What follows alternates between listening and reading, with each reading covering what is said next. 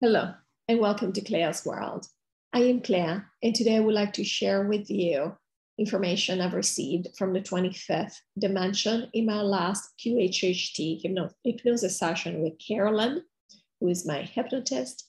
And I have to warn you, this information, this new session is above and beyond. If we haven't had our minds blown enough by the previous information the 25th has shared with us, we are now going to the next level because of a particular experience and breakthrough I had. And so based on that, I had different types of questions, and we definitely got our fair share of new stuff that now we're going to have to try to comprehend from our 3D experience and perspective. So I hope you enjoy this entire session. I'll be releasing these videos as soon as possible. But before we move forward, I'd like to ask you, as usual, if you've seen any of my videos, you know what's coming. I would like to ask you to please subscribe to my channel if you haven't already done so. And please do like this video and share it if you find it value adding. And do leave me a comment below. I read all your comments and I love this community. In fact, I am thinking of starting a Telegram group, and hopefully by the time this video releases, I will have that up and running. And I do hope you join us. And I will put more information about that in the description box below if you're interested in joining us. Because I do believe that what's amazing about this entire experience is the community that we have built, because energy is indivisible. So we are not fighting each other by chance. We are all one. And there will be a lot more shared with us by the 25th about this. So again, get ready for a wild ride. Here we go. I'm going to start reading, and this, the very first part happens right after the induction, because this was the beginning of the session.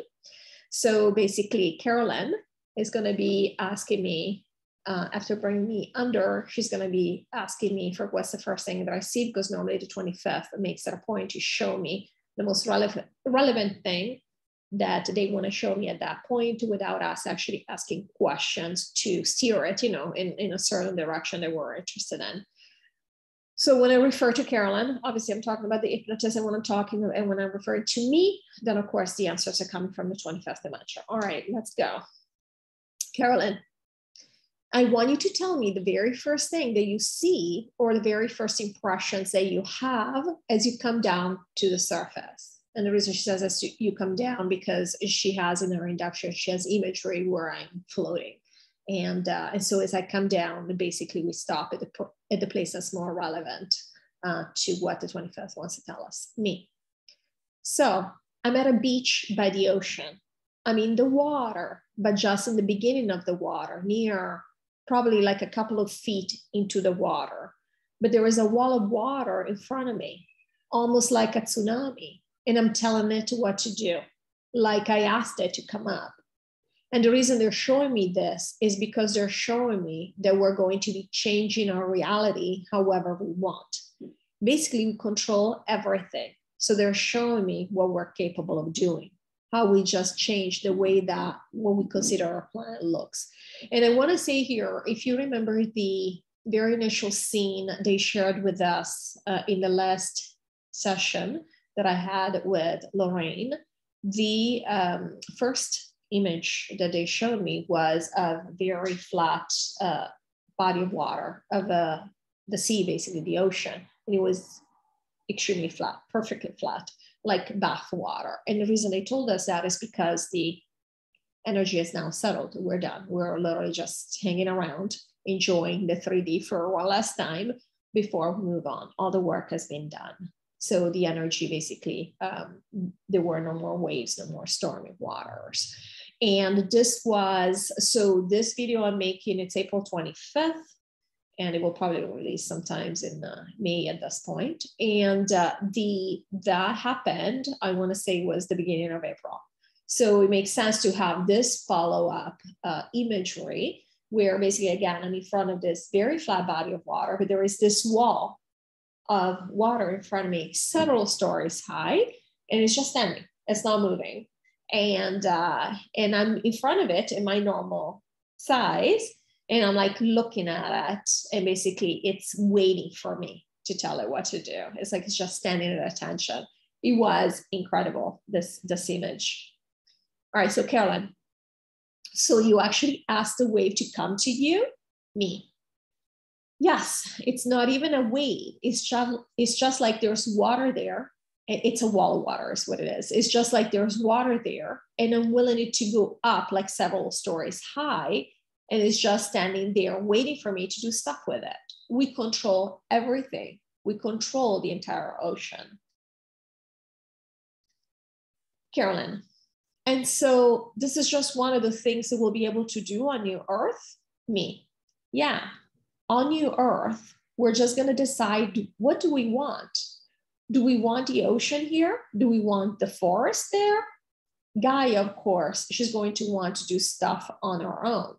But what do we want around our house? And so one day we might want the ocean there. The next day we might want a mountain we can go snowboarding on, you know, pretend we're snowboarding.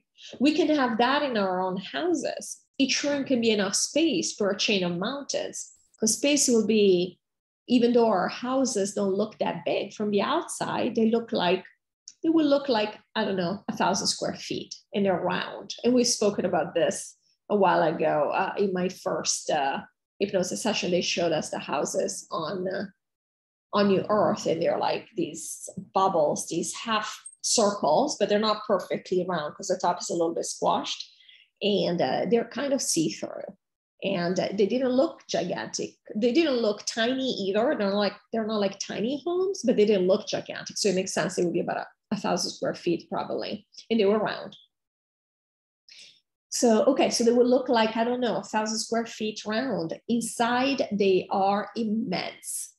Inside, you could have one room, you open one door, and it's like you're on a different planet. You have a whole planet to yourself. Space is not ever going to be, we're not going to have limitations. So space is never, ever going to be the way we think of space here, which is like, oh, I'm going to hit this wall if I keep walking that way. Carolyn. So if you wanted to have that experience with someone else, you could just invite them into your home, and you could go to the mountains. Say, if you wanted to ski, me. You could actually just tell them, hey, I'll meet you on the mountains. What you think, what we think here of going into, and I'm using the analogy of the doors that you actually open, you go into, doesn't even have to be that way. These houses we're creating are not real. It's all holographic. We will be aware of it. We will want to feel, for them to feel like they're real, but they will not be the way we think of reality here. We're going to change everything. We might change our furniture 8 times in 1 minute. And both Carolyn and the 25th were laughing, until we find something that we like. It's all not real. So say I want to hang out with you and say, hey, let's go snowboarding tomorrow. Let's go do that. You can meet me, say, I'll meet you on the mountain. I don't even have to tell you because we're all one. I'm just going to meet you. Now, do you want to pretend that you're coming to my house and knocking? Sure, let's do that. That's fun. And then you're like, let's open this door. Let's go to the mountain. It doesn't matter. I can just meet you there. It's all not real. So we can play it however we want. I mean, we could even send each other mail if we want to pretend, I'll send you a letter. And they were laughing. We won't even need to communicate, right? That's why we're joking about this, because we'll all feel each other. So it's not even, when we do the things that remind us of this incarnation, it's for fun. We're going to be laughing. We're going to be cracking ourselves up. We're going to be like, oh, we're going to go to, but we don't have to go. We're already there. We're going to have a lot of fun. We're reminiscing things that seem so hard here. Like we're stuck in traffic, for example. And we're going to be like, here they had a conspirational tone. We're going to be like, oh, should we pretend that we're stuck in traffic? Let's create some traffic. We're just going to be doing things that we found so cumbersome here and so irritating. We're just going to pretend like we're going to be giggling the whole time. And it's going to be a very funny thing when we think about these things. And they were laughing again. And we're just going to pretend like children, like when they pretend they're playing house and whatnot.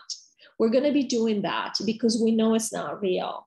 A lot of us, if we wanted to, we could create castles. We could create But we don't even want to do that because, again, all of it we can change in a second. So if you do want to have a castle, you can have a castle. You can make yourself a castle, you know. It doesn't really matter. There is no space.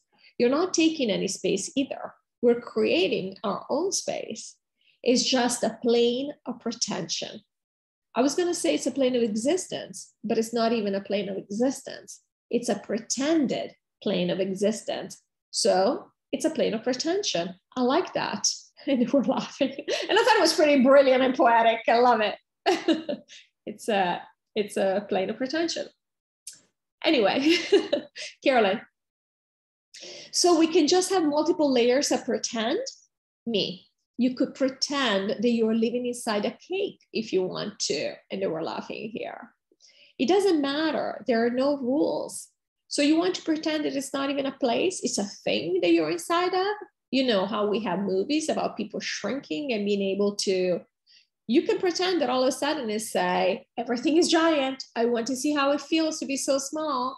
It's literally like, imagine that you owned a cartoon studio like Pixar or Disney or whatever, and you could create any reality you want, and all of a sudden it's real because you see it on television. That's how we are. You're going to be able to just create whatever you want, and you can change it every day. You can change it every minute. You can change it because we won't have time. Just whatever experience you want to have, you can have it immediately. In fact, they're telling me that's one of the things we're going to want to be careful with, to where we don't burn ourselves out, because we don't want to be bored, and we won't be. We'll have so much that we can focus on, and we have an entire multiverse at that point at our fingertips. But we don't want to just experiment with absolutely everything, right? You're so excited, and then you get bored because you're like, you tried everything. You feel like you tried everything, right?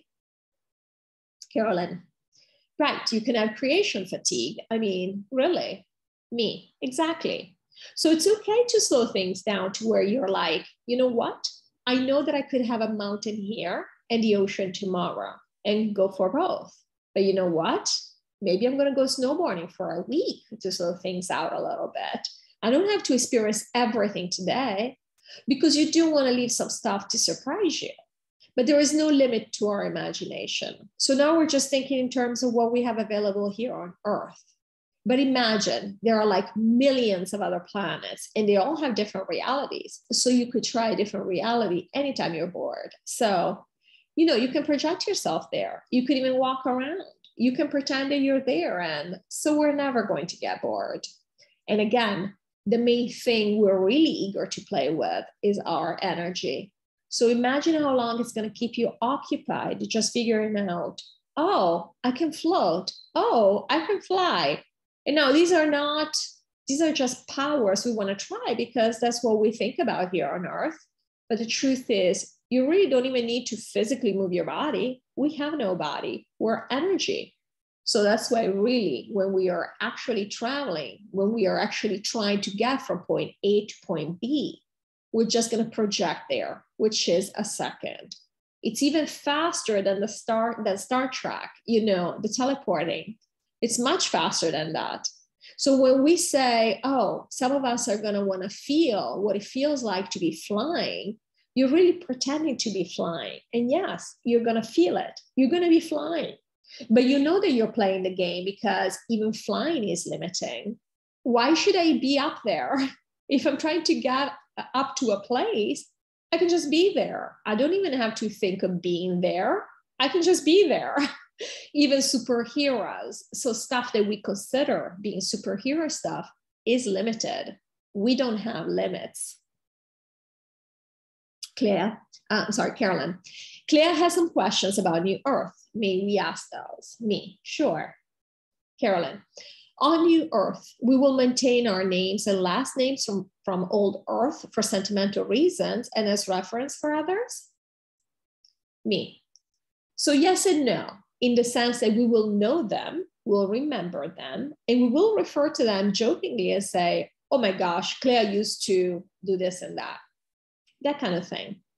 But the truth is that most of us, not everybody necessarily, because nobody has to do this, But most of us are very excited about changing names. And it's almost going to be like a rebirth, where it's almost like we're being baptized again with a new name. So most of us already actually know what we're going to be called. And it's not going to be nonsensical names like here, names that mean nothing. It's mostly going to be things that mean something to us. And so it's going to be, basically, we're going to choose our own names. Carolyn, since there is no time on New Earth, will we keep our birth dates from old Earth as a reference point for when we share our age with aliens and other planets? Me. Yes, so other planets believe in time, and so we will keep this. Also because for us, it's reminiscent of our history. We don't want to forget this. We've had a lot of fun here in many ways, and so we will keep it. It's almost like you still have your ID and say, oh, here's what I used to be. But we're going to be obviously hundreds of years, thousands of years old at some point. So no, for us, we know that this is all pretend. We're just pretending. But for other people, we'll tell them. Sorry, guys, I had a little bit of a coughing fit. I used to think, by the way, because if you've watched enough of my videos, you notice I cough a lot. I used to think it's because I'm not used to, I make several videos at once and I'm just not used to talking so much all the time. And I'm actually now starting to think it has something to do with the energy. I'm actually going to ask about this because I have never coughed so much in my life as I have while doing these videos. And so I'm just really curious about this. All right, so let me pick up from where I left off here. So we know that this is all pretend. We're just pretending. But for other people, we'll tell them, hey, by the way, you know, I was on Earth like 200 years ago. We know time is not real, but we will use time just to refer to things. Carolyn, as a reference point. Me, correct. For other people, not for us. Not for us on New Earth. We know exactly, and again, we don't have to even communicate. We already know. It's almost like you're talking to yourself. It's not like you have to explain things to yourself. But for other people, yeah, they will like the, other civilizations like the structure, just like we like it here. We like the structure of time and space. We want this. We want it to explain things. And this just helps us explain things, the fact that we were born here. So for example, even for children, when they do come to New Earth, we will pretend that it's on a certain date. We will pick up the universal calendar and say, okay, what do the Pleiadians think this year is? Because we don't, and I'm joking because we know everything. But that's really what we're doing. We're saying, okay, what year would they think this is? All right, this is when you were born. It's not for us. We know it's not real. We're like, oh, you're here now. It's all now. And they were laughing. There is no before or after. It's like, oh, here you are. And they were laughing again. I love the idea of a child popping up in front of us. And we're like, oh, there you are. I think we're going to have a blast on New Earth. But we'll just, for sentimental reasons, we still want to record things so that we do feel like if we ever are in that mood where we would like to feel a little bit cocooned by some level of structure, we still have, it's almost like when you go about your life every day, and maybe once every 5 years, you're feeling a little nostalgic. It's like, oh, I would like to go through my photo album from when I was a child, It's just there for you to, when you are in that mood, do you feel confident? That's all it is. That's exactly what we're going to be doing with these things. So I'm going to stop here for this video because I thought it was fun, but also there was a lot of stuff that is going to be, we're going to have to settle in a little bit. But I want to thank you for watching this. And again, please do leave me a comment below if this stuff resonates with you, because I think it's a lot of fun. And I would love to hear, what you think of it as well. And I will see you in the next video. So you take care of yourselves. Bye-bye.